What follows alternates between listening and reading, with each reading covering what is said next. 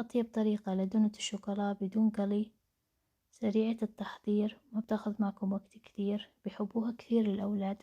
تعال نحضرها مع بعض.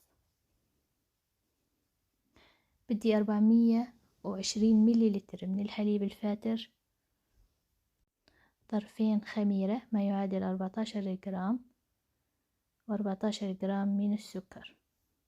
بخلطهم مع بعض وبتركهم يرتاحوا 10 دقايق حتى تتفاعل معي الخميرة. بعدين بضيف بيضتين بحرارة الغرفة ورشة ملح، وبخلط كل المكونات مع بعض. أما بالنسبة للطحين فبدي 550 جرام من الطحين، 4 ملاعق كاكاو خام، بنخلهم مع بعض وبضيفهم على دفعتين. بعد ما أضيف كل كمية الطحين بضيف كمية الزبدة اللي هي 50 جرام تدريجيا. بعد ما أعجن العجينة كثير مليح بتركها عشان ترتاح نص ساعة. بعد نص ساعة فينا نشكل الدونت.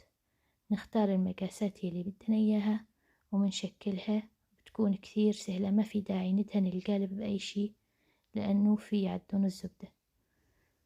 بعد ما نشكلها بنتركها ترتاح من ربع ساعة ل3 ساعة، وبعدين بس ترتاح بندخلها الفرن على درجة حرارة 190 من فوق وتحت.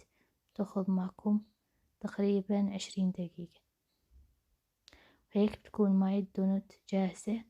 بنغطها بالشوكولا يلي بنحبها وبنزينها بالطريقة يلي بدنا إياها. بس صحتين.